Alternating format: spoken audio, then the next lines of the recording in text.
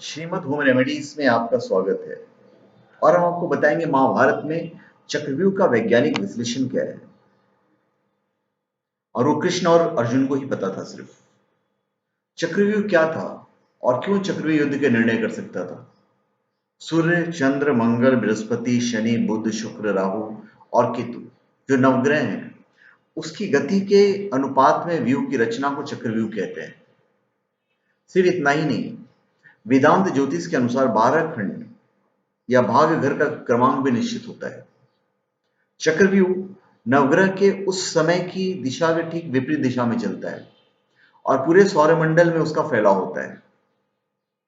उसकी मार का कोड तोड़ नहीं होता, वो 12 भाग या ग्रह में विभाजित करके बनता है और उनका स्वरूप वही होता है जो वेदांत ज्योतिष में 1 से 12 ग्रह का होता है। अर्थात एक लग्न युद्ध क्षेत्र में उसको कहा जाएगा केंद्रीय दिशा निर्देश मंच। दूसरा कुटुंब या धन, जिसका अर्थ हुआ तैनात और रिजर्व सेना मतलब अस्त्र। फिर है तीसरा संचार। चौथा है घर अर्थात सेना जो सुरक्षा कवच के अंदर है। पांचवा उच्च शिक्षा अर्थ मतलब आधुनिकतम अस्त्र के संचार का केंद्र। फिर शत्रु अर्थ मतलब सेना जो उस समय शत्रु से युद्ध लड़ने के लिए तैनात है। सातवां बाहरी संपर्क और संबंध अर्थ मतलब सेना अस्त्र जो शत्रु से युद्ध कर रहे हैं। आठवां जीवन, मृत्यु और कारण। नौवां से 12वां वास्तव में 8 से 12 परिणाम 1 से 7 तक के हैं। वेदांत ज्योतिष का यह आवश्यक सिद्धांत है कि हर मनुष्य अपने जन्म के साथ पहले 6 घरों का ज्ञान और कर्म शक्ति अपने साथ लाता है और यहां पर आकर मनुष्य शिक्षा से मात्र उस दिशा में निपुणता प्राप्त करता है। पहले तो यह समझ लें कि अर्जुन अपने ही सौर मंडल में बहुत देर युद्ध करने गए थे जहां संचार की व्यवस्था भी नहीं थी। क्योंकि पांडव पक्ष में और किसी को चक्रव्यूह का तोड़ मालूम नहीं था, इसलिए इस युद्ध से कौरव की विजय निश्चित थी। ऐसी सोच कौरव पक्ष में अवश्य थी और उसी जोश के साथ इस व्यूह को क्रियान्वित करा गया। चक्रव्यूह की रचना हुई है और किसी को उसका ज्ञान नहीं है, यह सोचकर ही पांडव पक्ष के हाथ पैर फूल गए थे। वे ये भी भूल गए थे कि युद्ध में नायकों का जोश और उत्साह आवश्यक है। युद्ध में शक्ति, जोश और युक्ति सबकी ही आवश्यकता होती है और प्रायः युक्ति के अभाव में शक्ति, धैर्य, जोश युद्ध भूमि में काम आ जाता है। उन्होंने बार बार व्यूह को भेदने का प्रयास भी किया, लेकिन निराशा हाथ लगी। हार का डर महावीरों तक से क्या क्या करा देता है, यह चक्रव्यूह युद्ध से हर व्यक्ति को सीखना आवश्यक है। निराश पांडव शिविर हार के बारे में सोचने लगे। अभिमन्यु ये सब देख रहे थे। उन्हें शिक्षा के अतिरिक्त युद्ध में प्रेरणा, साहस, शौर्य का प्रदर्शन कितना आवश्यक है, इसकी शिक्षा स्वयं श्री कृष्ण से मिली थी। उन्हें यह भी मालूम था कि चक्रव्यूह वेदांत ज्योतिष के ग्रह के स्वरूप अनुकूल ही निर्मित होता है, इसलिए पूरे दिन में 6 घर ही सामने आएंगे जिन्हें अगर खंडित कर दिया जाए तो चक्रव्यूह खंडित हो जाएगा। युवा वीर ने इस बात का कोई महत्व नहीं दिया कि उसके उपरांत वे ज्ञान के अभाव में व्यूह से बाहर कैसे निकल पाएंगे या नहीं।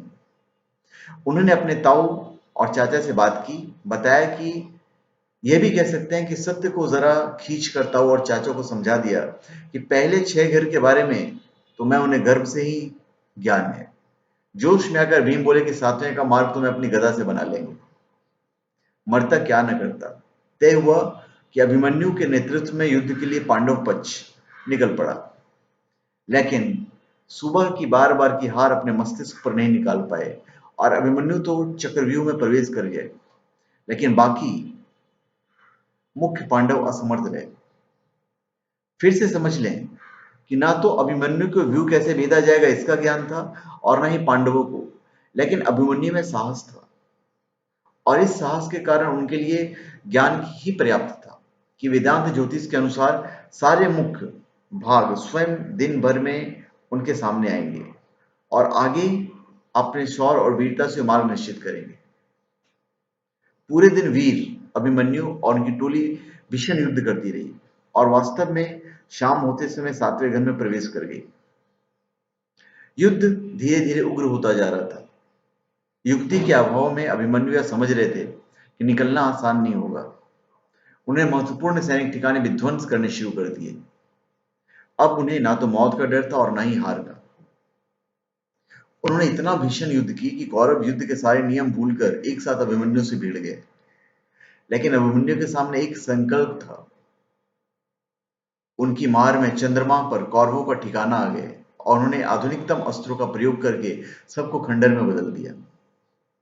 आज भी कुछ विश्व स्तर के वैज्ञानिक इस बात को मानते हैं कि चंद्रमा में कुछ खंड मानव निर्मित हैं, जो अत्यंत शक्तिशाली परमाणु अस्त्रों द्वारा करे गए हैं और संभवतः महाभारत काल के हैं। चांद पर कुछ खंड मानव निर्मित हैं, जो महाभारत युद्ध के अवशेष हैं। इसका एक प्रमाण यह भी है कि इतने भीषण आक्रमण के पश्चात चंद्रमा ने अपनी धुरी सूर्य के संदर्भ में बदल ली और सूर्य ग्रहण 1 मास पहले हो गया, जिसके कारण जयद्रथ को मारने में अर्जुन को सहायता मिली। अनेकों यानों से एक साथ आक्रमण बार बार हो रहा था। कौरव युद्ध के सारे नियम भूल चुके थे। अभिमन्यु बुरी तरह से घायल हो गए थे और युद्ध के नियम के अनुसार उन्हें पृथ्वी पर उपचार के लिए लाया जा रहा था कि कौरवों के मुख्य नायकों ने उन्हें घेर लिया। अत्यंत घायल अवस्था में जो भी उनके हाथ में आया उसी से वे लड़ते रहे और अंत में वो गिर पड़े। तब जयद्रथ ने उनके सिर पर वार किया। अभिमन्यु वीर गति को प्राप्त हो गए। कौरव वीरों ने, जिसमें द्रोणाचार्य, कर्ण भी शामिल थे, ने शव के चारों ओर अट्ठास लगाया, जो किसी भी सभ्यता के शर्मनाक माना जाता है।